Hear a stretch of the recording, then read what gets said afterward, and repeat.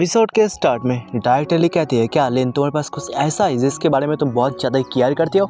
सो लिन कहता है मेरे पास कुछ ऐसा नहीं है। सो डायरेक्टर ली कहती है मेरे पास बहुत कुछ ऐसा है जिसके बारे में मैं बहुत ज़्यादा केयर करती हूँ, जैसे कि मेरे मॉम का ग्रेवयार्ड जो कि मैं बहुत ज़्यादा केयर करती हूँ। सो इसलिए उसके मैं ले जाऊँगी जोंगहाई सिटी में।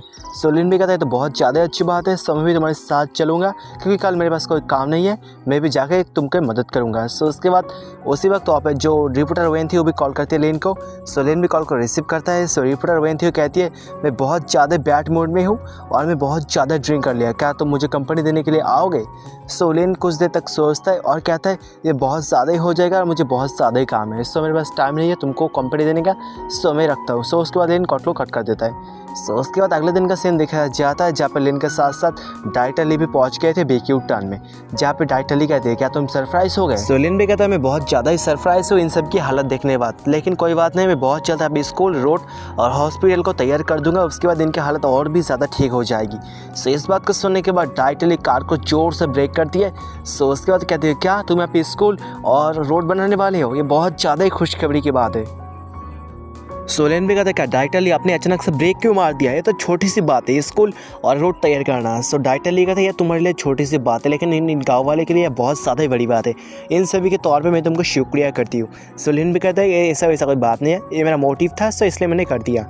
और उसके बाद लिन पकड़ता है डायरेक्टर ली को पकड़ने के बाद कहती है कल रात जो तुमने मेरे साथ किया है कल क्या तुम मेरे साथ ऐसा फिर से करोगे।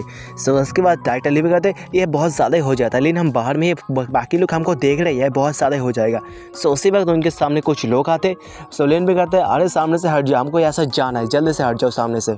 सो सारे के सारे बहुत ज़्यादा लोग थे सामने जो कि मछुआरे थे, जो कि मछली बेच कर ज़िंदगी गुजारा करते हैं। वो लोग सामने आने के बाद कहते हैं साहब जी ये बहुत ज़्यादा फ्रेश मछली है, इसको खाओ, बहुत ज़्यादा टेस्टी है, इसको खाने के बाद तुमको जन्नत की एहसास हो जाएगा। सो लिन भी स्मेल करता है, कहता है ये तो बहुत ज़्यादा गंदी स्मेल है यार, तुम कहते हो ये फ्रेश मछली है।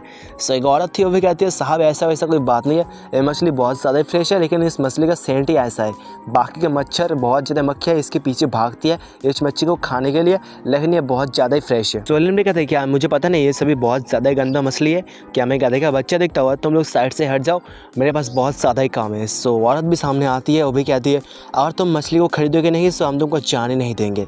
डायरेक्टर मेरी में सोचती है इन सभी औरत की वजह से ये शहर बदनाम है। सोलिन भी कहता है डायरेक्टर आप सीट को एक्सचेंज कर लो, मैं ड्राइविंग सीट पे जाता हूँ। सो उसके बाद लिन सीट को एक्सचेंज करता है। उसके बाद लिन कहता है मैं तुम सभी को 3 सेकंड का वक्त देता हूँ, साइड से हट जाओ वरना मैं तुम सभी की हालत ख़राब कर दूँगा। सो सामने बहुत ज़्यादा आदमी आ जाते हैं, वो लोग भी कहते हैं अगर तुम हमसे 1 किलो मतलब 100 किलो मछली नहीं खरीदोगे तो हम तुमको जाने नहीं देंगे और तुम्हारी हालत ख़राब कर देंगे, मैं देखना चाहता हूँ तुम लोग क्या करते हो।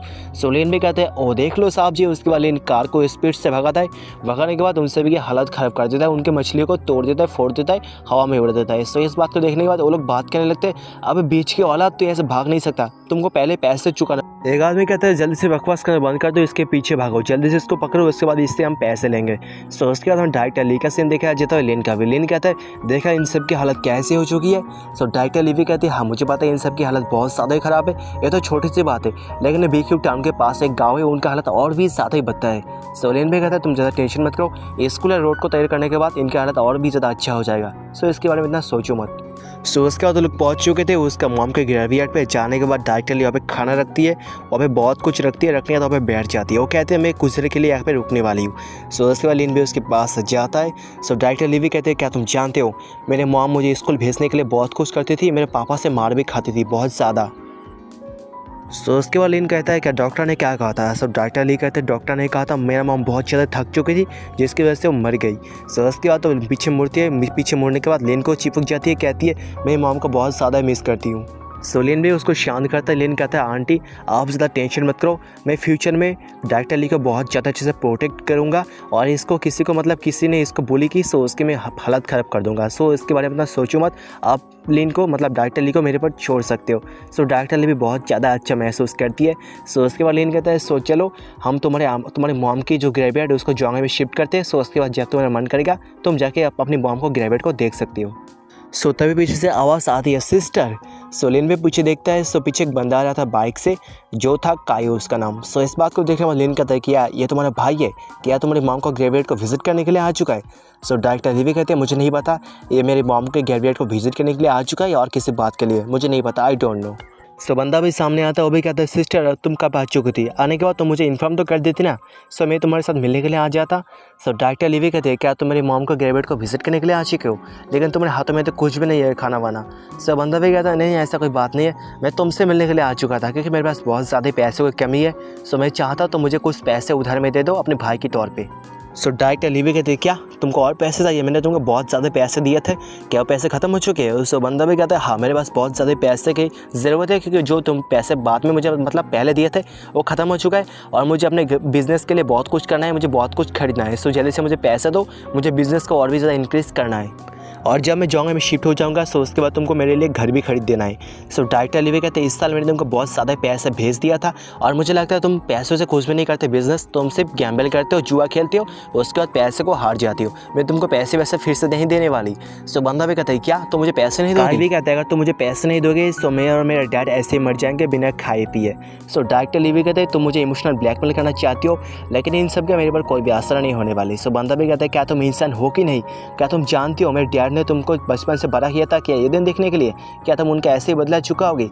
सो डायरेक्टर उसको जोर से थप्पड़ मारती है एक और उसके बाद डायरेक्टर ली कहती है क्या मेरे डैड ने मुझे पल पुस का बड़ा किया था, मेरा मॉम मुझे बड़ा किया था।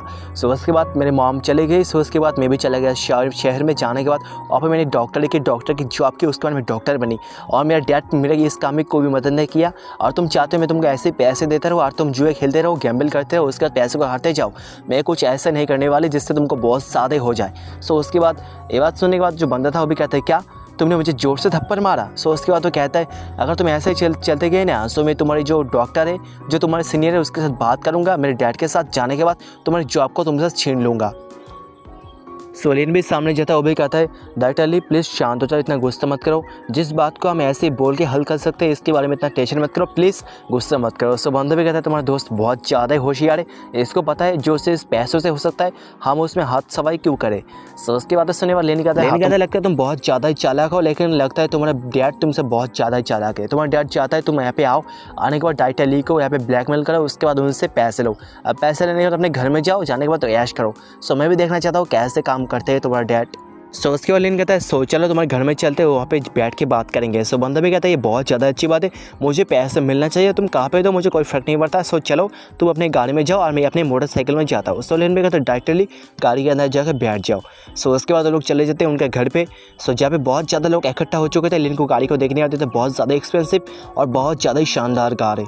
सो लिन भी कार से बाहर आता है, लिन कहता है क्या ये तुम्हारा घर है। सो डायरेक्टर ली कहते हैं हाँ ये मेरा घर है। सो उसके बाद लिन सामने जाता है, जाने के बाद दरवाजे को तोड़ देता है वो भी प्यार से। सो यहाँ पर इस एपिसोड का भी एंड हो जाता है। सो लगता है नेक्स्ट एपिसोड में बहुत कुछ बवाल होने वाला है, लिन लगता है इन सब की पिटाई कर देगा। सो तो पता चलेगा नेक्स्ट एपिसोड में, उसको देखने के लिए आपको कुछ नहीं करना, एक ही चीज़ करना है, ओके सब्सक्राइब। सो देखते हैं कितना ज़्यादा सब्सक्राइब आता है इस वीडियो में। सो देखना चाहता हूँ, सो लाइक कर देना, शेयर कर देना वीडियो को, कमेंट